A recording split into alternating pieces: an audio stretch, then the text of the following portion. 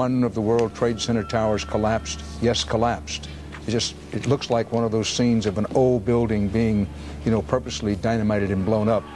That was the voice of Dan Rather, former CBS News anchor on the afternoon of September 11th, 2001. And this is more than a news report, for the sole reason that it's historical. You hospital medical director, quote, "This is a catastrophe of unparalleled proportions," unquote. And the reason it is a result of what you're seeing on videotape. First one of the World Trade Center towers collapsed. Yes, collapsed. It looks like one of those scenes of... It's at this point in our story that along comes a spider.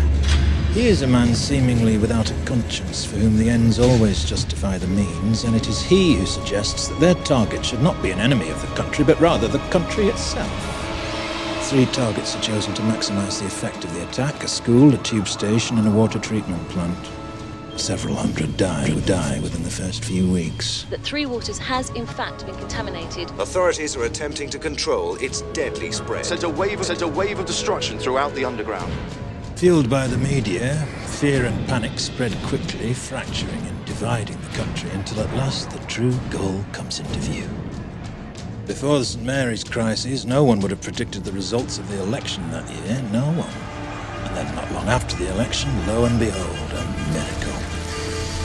Some believed it was the work of God himself, but it was a pharmaceutical company controlled by certain party members that made them all obscenely rich.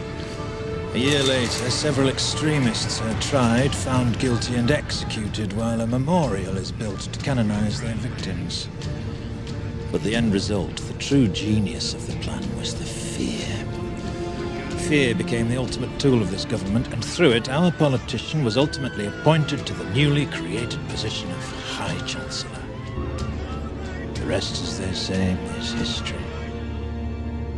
Tyranny is based on manipulation of human anxiety, and we pointed out in the talk that there was obviously various kinds of anxiety. Some you want to get rid of, some you don't, that kind of thing. But the controllers are certainly thoroughly aware. I mean, first of all, they're aware that we're basically, slaves. That's what they think. They think that they've built our civilizations, they've created our reality, any affluence that we may experience, any sense of well-being. They look at us as if they're the providers, and we should be eternally grateful. And as they try to move towards this global village concept, they basically want our complicity in that, and therefore they also think that by making things very troublesome, very difficult, very anxiety-ridden, people start having fear, we'll lean on Big Brother, we'll lean on Father Figure again. See what you're getting at? To get that sense of stability that may be lacking. Water. That's what I'm getting at, water. Mandrake, water is the source of all life. 7/10 of this Earth's surface is water. Why, do you realize that 70% of you is water? Oh, Lord. And as human beings, you and I need fresh, pure water to replenish our precious bodily fluids. Yes. Are you beginning to understand? Yes. Mandrake. Mandrake, have you never wondered why I drink only distilled water or rainwater and only pure grain alcohol? Well, it did occur to me, Jack, yes. Have you ever heard of a thing called fluoridation? Fluoridation of water? Yes, I have heard of that, Jack, yes. Yes. Well, do you know what it is? No, I don't know what it is now. Do you realize that fluoridation is the most monstrously conceived and dangerous communist plot we have ever had to face?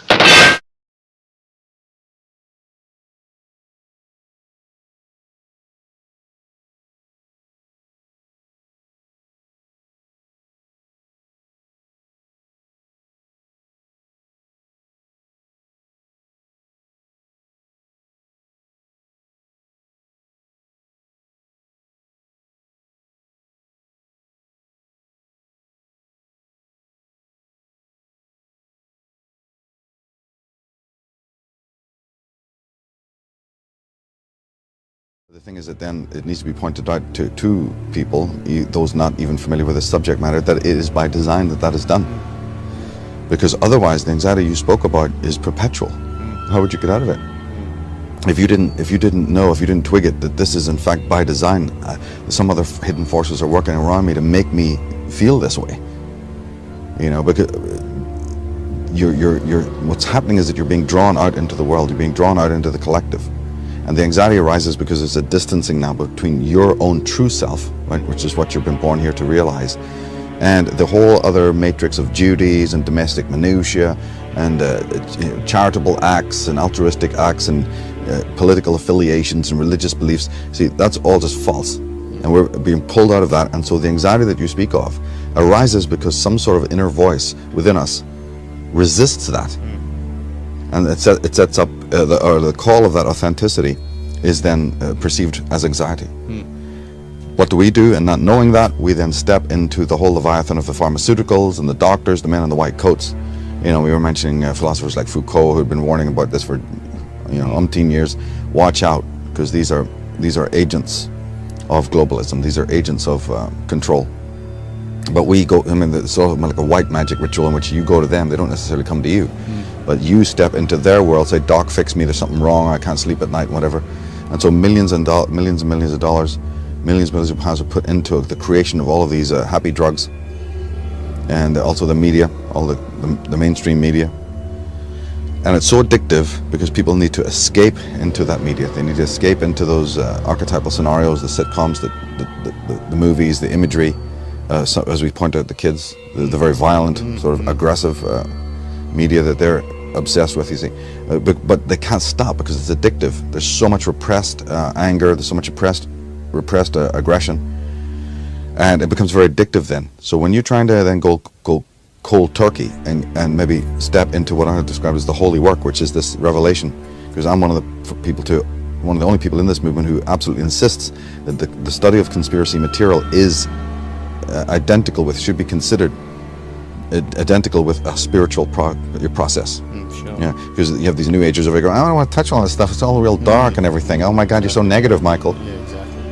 And I go, you know, and then you have this other conspiracy crowd who, you know, they're all divided, do you see what I'm saying? Or this conspiracy crowd say, if we could just get rid of government, everything would be marvelous. Yeah, so you're spiritually empty, but you think, you know, you haven't done any spiritual work. At least the New Ager is at least trying to do some sort of spiritual work. Sure. The conspiracy guys just running around waving placards ready to, you know, get rid of government and all of this stuff, as if that's going to be some sort of solution. So the error on both sides there is that they're not factoring in consciousness. For the conspiracy person, it's mostly them and us. For the New Ager, it's a sort of a bogus conception of man. That if he just puts on a big Cheshire cat smile and it just goes about his business and gets preoccupied with that stuff, that's going to be enough. They don't want to look at the dark side. They don't want to look at the criminal history of mankind. You know, which is you have predators here. You have tigers in the long grass who don't mean you well. So there's the weakness in that side, you see. So the blending together is done through the idea that the greatest weapons against those forces is to understand your own psyche, to understand what's going on inside your own mind, because that's what they understand. Now that's not to say that they have conscience, they don't. As a matter of fact, their Achilles heel is that they really don't ultimately understand the human psyche in the deepest sense, right? But when it comes to the control animal, they know enough, let's put it this way, to completely control whole groups of mankind over long periods of history. This is the danger, and the history books reveal that has been done. That's not me dreaming that up. That's history alone shows you that entire ways of life have changed. Go and ask, you know, here we are in Australia. Go and ask any Aboriginal elder, you know, a New Zealand Maori elder. Go and ask them about the criminal history of white man. So that's how they put it, right? It's not just white men; it's the aristocracy at the top, who are as evil, who are as. In fact, this is one thing that Indigenous people need to understand. Their foible is that they think it's just a white man scenario, black scenario. It's not, because that oligarchical force that has preyed over these Indigenous people, and let's never doubt that has happened, have also preyed over the white man too. He's the victim as well. This is a group, but the thing is that anytime somebody starts to twig this, like a Martin Luther King or even a Malcolm X, when they finally realize it's more than just race, they're executed, they're taken out, either professionally or physically, because that's never to be got at. We want all these races fighting and murdering and killing each other and blaming each other, the blame game. The average white guy in a pub goes, "I've never done nothing, and none of you. You know, I'm just born in Stepney, mate." And that's true, yes. So it's not about the ordinary people. It's not about them fighting each other. It's about this oligarchy that has preyed over all mankind. All men have been victimized by these few creatures at the top of the pyramid. You see, it's like that great speech in the movie They Live. You know, don't you see them? Don't you see them? Their leaders are there preying on mankind. It's very, very serious. But when you spoke earlier about the kind of psychic hygiene concept, how could you? It's like putting on those glasses and They Live. The putting on the glasses is the psychic cleansing. It's the deconstruction of all the lies that we've been brought up with parents and teachers and everything. That's what it means to put on those glasses, so that you can see them. Other people can't see them, but you can see them. And that's what people like myself, my work is to do. It's not to give you the whole, you know, answers and put you there. It's a guidance in a way, and to show you here's some of the steps you can go through, see how it works, with the whole idea of cleansing the mind, like William Blake called it, dropping the scales from your eyes, you know, getting rid of the mind-forged manacles, so that then no teacher is required. You see it and you know exactly what course of action to take.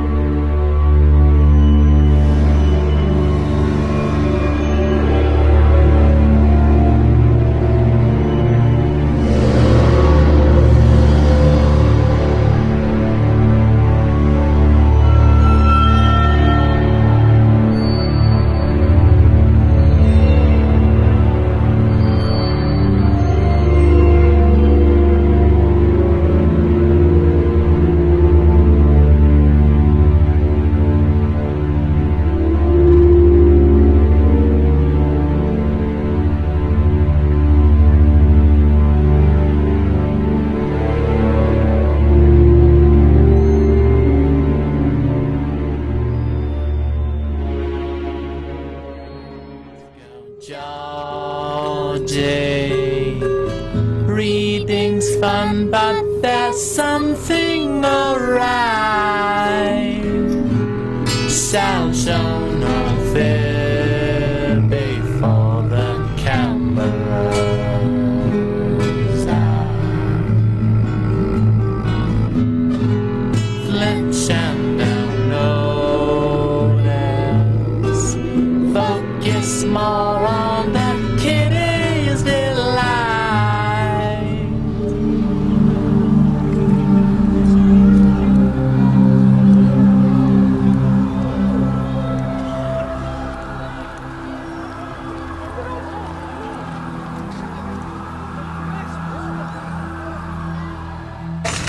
Boys and girls, sound this word out. Get ready. Steal. What word? Steal. Yes, steal. Read these words the fast way. Get ready. Play. Yes, playing. Get ready. Must. Yes, must. Let's read these words the fast way without making a mistake. Get ready. Kite. Yes, kite. Get ready. Kit. Yes, kit. Get ready. Steal. Yes, steal. Get ready. Play. Yes, playing. Get ready. Must. Yes, must. Boys and girls, pick your reader up from under your seat. Open your book up to lesson. Not very fun for the thousands who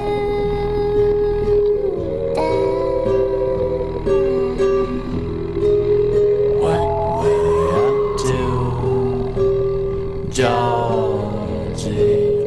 What will you do for me,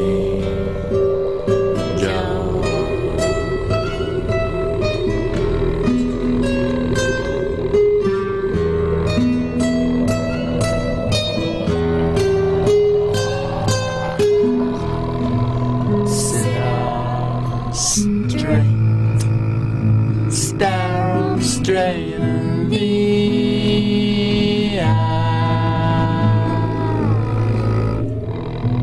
Stand up straight, stare 'em straight in the eye.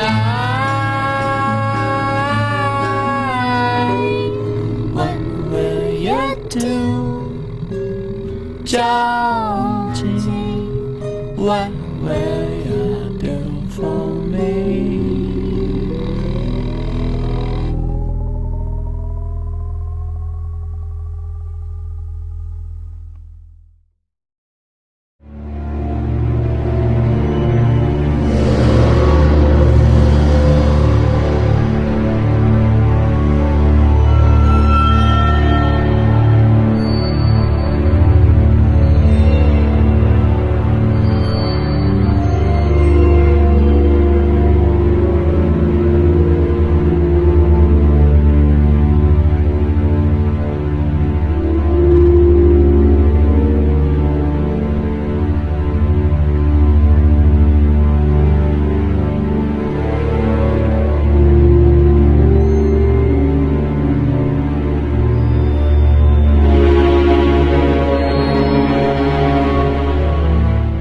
Can you imagine the accounting of modern history in your children's textbooks and classrooms right now?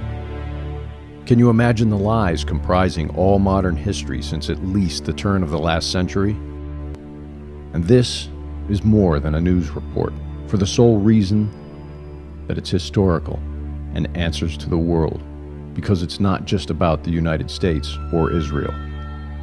It's about the planet and all those of us that inhabit it.